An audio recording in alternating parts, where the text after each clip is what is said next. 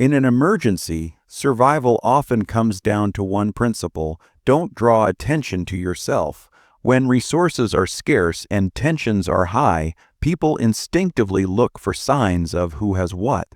If you appear well supplied, strong, or even overly confident, you may unknowingly paint a target on your back. Practicing low visibility is not about hiding in fear, but about blending in so completely that no one gives you a second thought.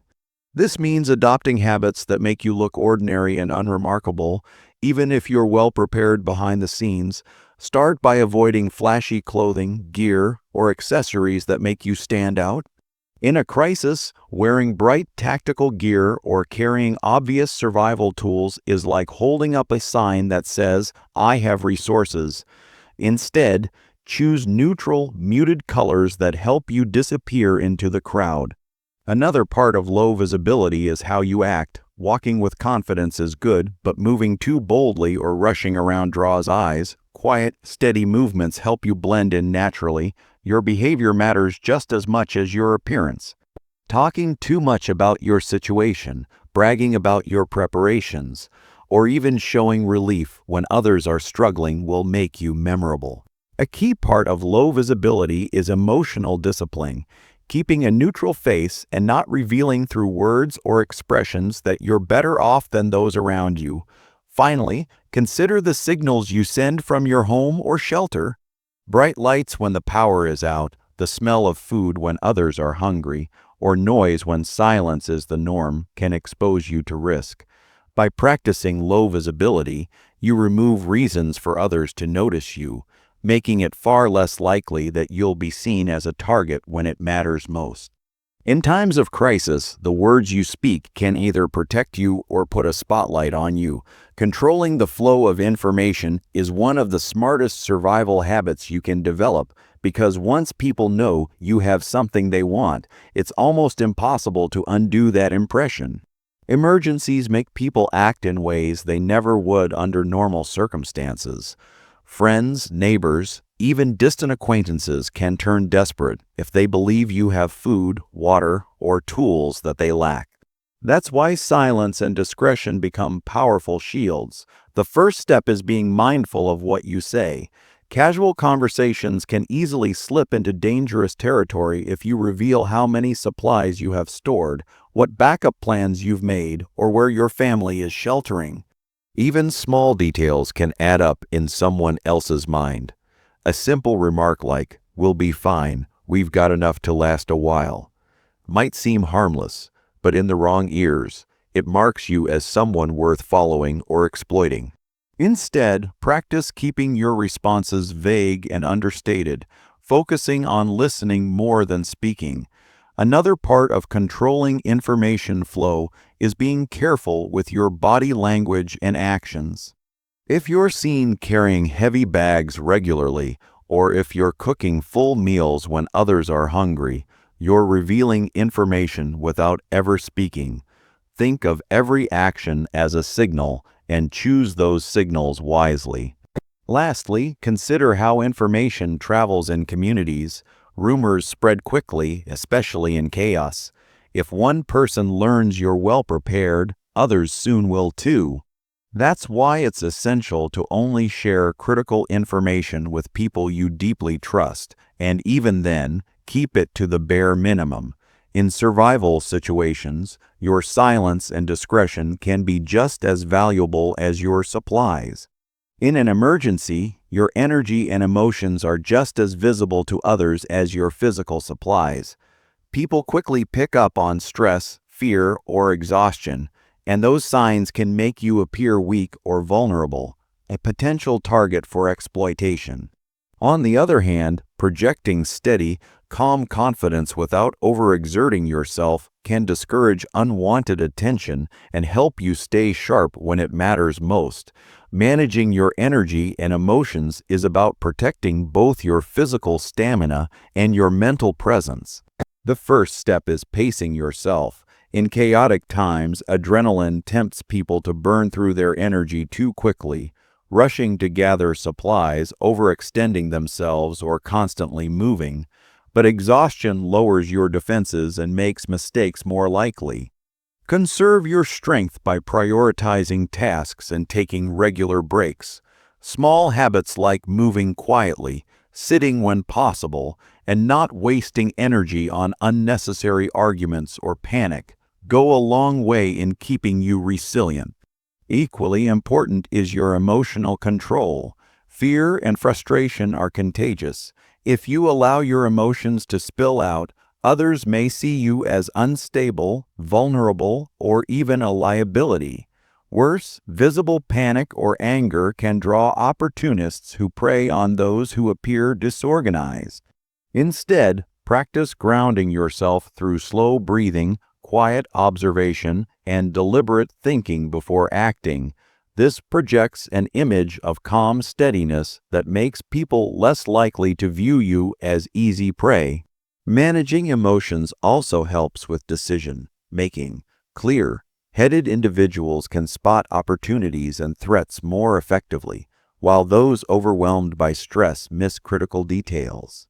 A balanced presence can reassure family members, reduce conflict with neighbors, and discourage strangers from testing your limits. In short, protecting your energy and emotions ensures you remain both unshakable and unappealing as a target, making survival safer for you and those around you. Blending in with your environment is one of the most overlooked but effective ways to stop being viewed as a target during emergencies. Human beings naturally notice differences. Someone who looks cleaner, stronger, or more comfortable than the rest will stand out instantly. In survival situations, standing out is dangerous because it signals that you may have resources or strength others lack. The goal is to become a part of the background, so ordinary and unremarkable that no one feels the need to pay you extra attention. Start with appearance. If people around you are dirty, exhausted, and wearing worn-out clothing, showing up freshly groomed with spotless clothes makes you look different in a way that invites suspicion. Instead, dress simply and in muted tones, nothing flashy or brand new. Even if you have better clothing or gear, save it for when you're alone or in trusted company.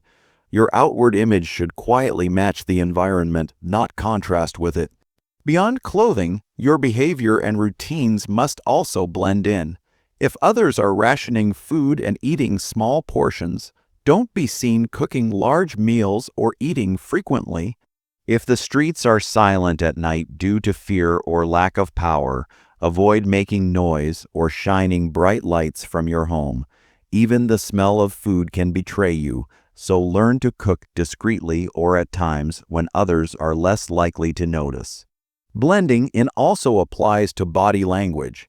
Moving quickly with energy while others are dragging themselves will make you appear stronger and better prepared. Instead, mirror the pace and tone of those around you without exaggerating.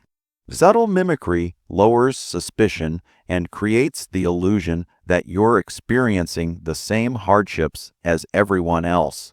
By mastering this habit, you effectively disappear into your environment, removing reasons for others to view you as a potential target. Situational awareness is one of the most powerful habits you can develop to avoid becoming a target in emergencies. When chaos unfolds, most people get tunnel vision, focused only on their immediate problem, whether that's finding food, getting home, or calming their family. This lack of awareness makes them blind to potential dangers and opportunities. By training yourself to stay observant, you put yourself in a stronger position, able to avoid threats before they reach you and move strategically instead of reactively.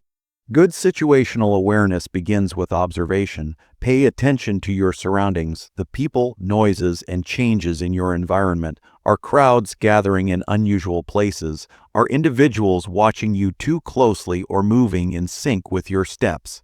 Do you hear distant shouting, breaking glass, or unusual silence in a normally loud area? These small cues can reveal bigger risks.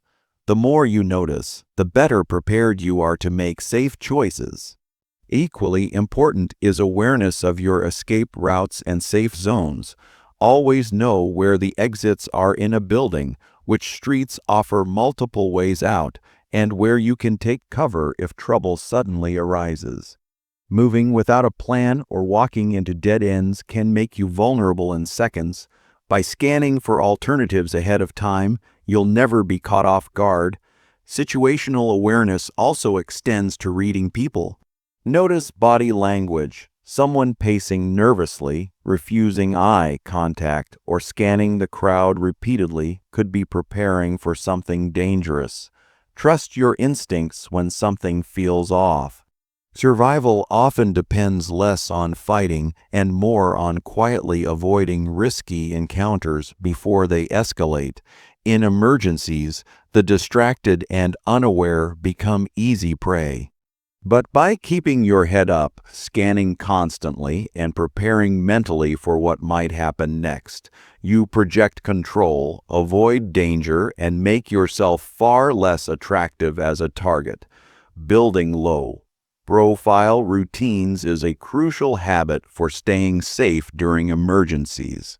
When chaos strikes, predictable patterns, loud behaviors, or visible advantages can mark you as a target.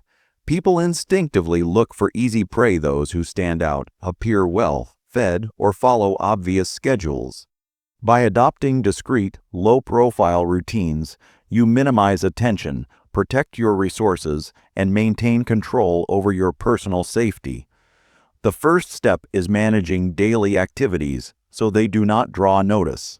Simple things like varying the times you leave your home, avoiding predictable routes, and keeping movements quiet and calm prevent others from mapping your habits. For example, if you consistently leave your home at the same hour with visible supplies, someone could plan to intercept you. Subtle variations in timing, path, or method of transport make it harder for anyone to predict your behavior. Home routines are equally important. Avoid routines that signal abundance, such as leaving lights on all night or cooking large meals at the same time every day. Even seemingly minor habits, like visible stockpiles or regular disposal of packaging, can alert observers to your resources. Instead, stagger activities, keep your home dimly lit when necessary, and maintain discretion in your preparation tasks. Another aspect of low-profile routines is personal interaction. Speak only when necessary, avoid discussing supplies or plans with anyone outside your trusted circle, and be mindful of gestures, expressions, or habits that could indicate confidence or vulnerability. Appear ordinary and unremarkable, blending seamlessly with your environment. Over time, low-profile routines become instinctive. They reduce exposure, make your household less noticeable, and minimize the chance that anyone will perceive you as a target. In emergencies, survival isn't just about what you do. It's about how invisible you can be while staying safe, prepared, and in control.